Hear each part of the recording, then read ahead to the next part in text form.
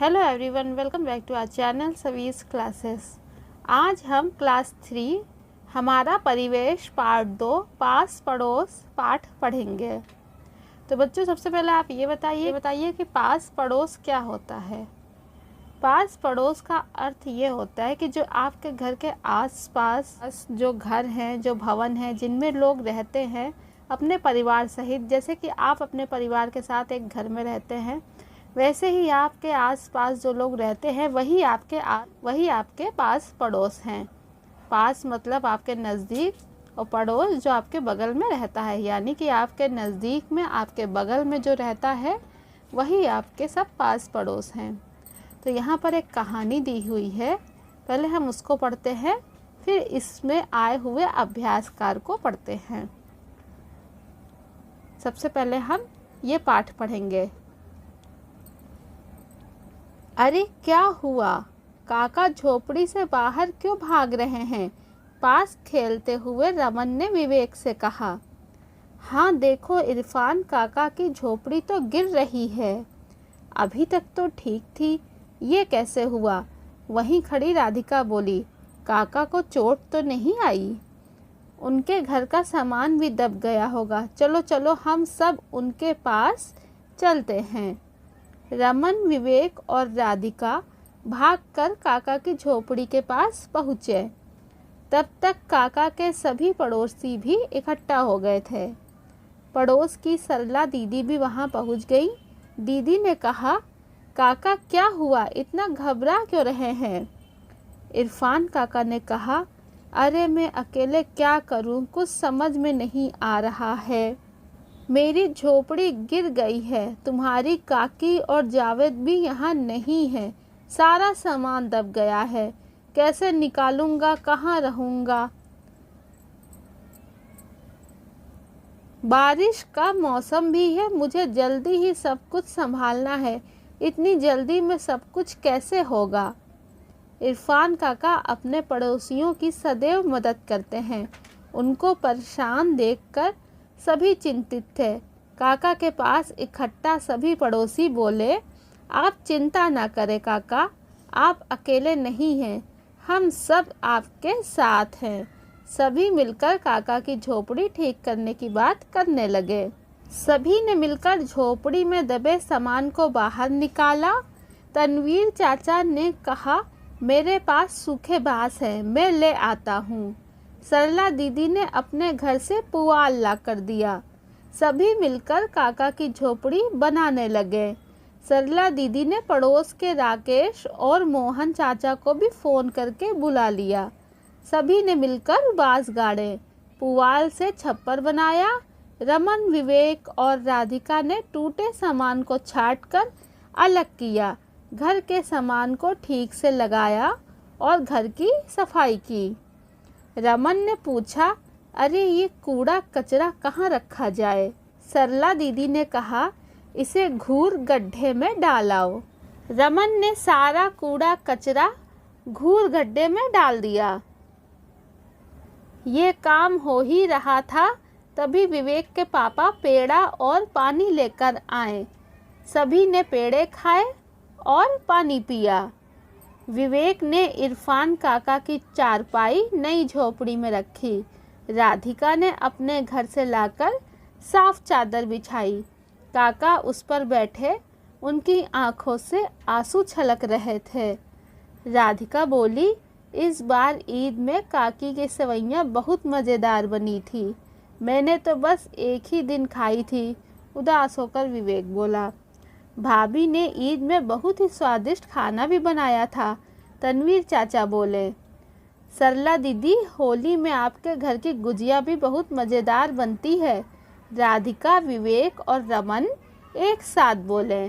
सभी होली और ईद की बातें याद करके हंसने लगे। थोड़ी मुस्कुराहट काका के चेहरे पर भी आई। अब उनकी घबराहट भी कम हो चुकी थी। सभी काका को सलाम करके जाने लगे। इरफान काका भावुक होकर बोले, आप सभी ने मेरी मुसीबत को अपना समझकर मेरी मदद की है। आप लोगों की इस मदद को मैं सदैव याद रखूंगा। सब एक साथ बोले। काका हम सब पड़ोसी हैं, हम सदैव ही एक दूसरे की मदद करेंगे। काका मुस्कुराए, बाकी लोग भी खुशी खुशी अपने घर को चल दिए। प्रश्न 1, इरफान काका की झोपड़ी किस मौसम में गिरी? इरफान काका की झोपड़ी बरसात के मौसम में गिरी। रमन, विवेक और राधिका ने इरफान काका की क्या सहायता की? रमन, विवेक और राधिका ने मिलकर काका की झोपड़ी के टूटे सामान को छांट कर अलग किया, घर के सामान को ठीक से रखा और घर की सफाई की। प्रश्न ग, झोपड़ी बनाने के लिए बांस और पुआल किसने दिया था? झोपड़ी बनाने के लिए तनवीर ने बांस और सरला दीदी ने पुआल दिया। प्रश्न घ, पड़ोसी किसे कहते हैं? जिनका घर आस पास होता है उन्हें पड़ोसी कहते हैं। प्रश्न 3, सही कथन के सामने सही का और गलत कथन के सामने गलत का निशान लगाओ। पास पड़ोस के लोगों को प्रणाम सलाम करना, सही। ज़रूरत पड़ने पर पड़ोसी की मदद करना, सही। अपने पड़ोसी की बुराई करना, गलत। पड़ोसी के साथ मिलकर त्यौहार मनाना, सही। पड़ोस के बच्चों के साथ मिलकर खेलना, सही कथन है। तुम्हारे पड़ोस में बहुत गंदगी है, इसकी सफाई के लिए तुम क्या करोगे? सही का निशान कथन के सामने आपको लगाना है। गंदगी को ऐसे ही पड़ा रहने दोगे? पड़ोसियों के साथ मिलकर सफाई करोगे, ये सही कथन है। प्रश्न 2, जोड़े बनाओ। सरला दीदी ने अपने घर से पुआल ला कर दिया। रमन, विवेक और राधिका ने मिलकर सामान को बाहर निकाला। इरफान काका अपने पड़ोसियों की सदैव मदद करते हैं। तनवीर चाचा ने कहा मेरे पास सूखे बांस हैं। प्रश्न 4 का, तुम्हारे पड़ोस में बहुत गंदगी है, इसकी सफाई के लिए तुम क्या करोगे? सही का निशान लगाओ। गंदगी को ऐसे ही पड़ा रहने दोगे, गलत। पड़ोसियों के साथ मिलकर सफाई करोगे, सही। यदि तुम्हारा कोई मित्र सहारा लेकर चलता है, उसे तुम्हारे साथ खेलना है, तुम क्या करोगे? सही का निशान लगाओ। उसके साथ खेलने से मना कर दोगे, गलत। ऐसा खेल खेलोगे जिससे वो भी खेल सके, सही। अब बच्चों यहाँ पर प्रश्न 5 है का, तुम्हारे पास पड़ोस में कौन कौन रहता है? तो जो भी व्यक्ति आपके आस पड़ोस रहते हैं, आपके आस पड़ोस में रहते हैं, आपके दोस्त रहते हैं, उनके नाम आपको यहाँ पर लिखने हैं। प्रश्न खा, तुम अपने पड़ोसियों के साथ कौन कौन से कार्य मिलजुल कर करते हो? अब आपको यहाँ पर जो भी कार्य आप अपने पड़ोसियों के साथ मिलजुल कर करते हैं वो कार्य आपको यहाँ पर लिखने हैं। प्रश्न 6, कविताएं पढ़ो और अपने मनपसंद त्यौहार पर एक कविता लिखो। यहाँ पर आप बच्चे देख रहे हैं 2 चित्र दिए गए हैं, एक होली का और दिवाली का। आपको कविता पढ़ना है और अपने मनपसंद त्यौहार पर एक कविता लिखना है। यहाँ पर होली की कविता दी हुई है।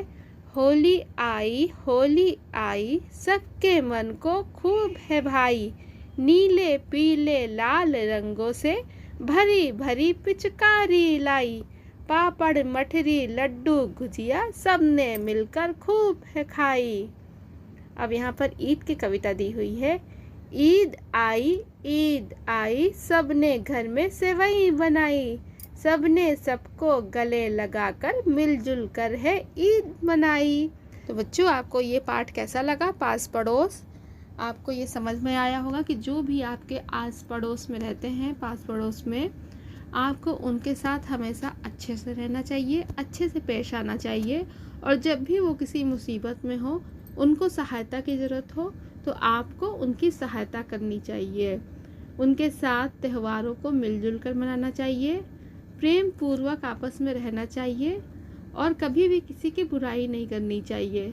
सबको आदर सम्मान देना चाहिए, क्योंकि जो पास पड़ोस में आपके रहते हैं, मुसीबत के समय वही काम आते हैं। तो बच्चों आपने जाना कि पास पड़ोस क्या होता है और हमें एक दूसरे के साथ किस तरह से रहना चाहिए। तो अगर आपको ये पाठ अच्छा लगा हो, आपको इससे शिक्षा मिली हो, तो प्लीज़ वीडियो को लाइक करें, कमेंट करें, शेयर करें। और अगर आपने अभी तक चैनल को सब्सक्राइब नहीं किया है तो प्लीज़ चैनल को सब्सक्राइब कर लें। Thank you.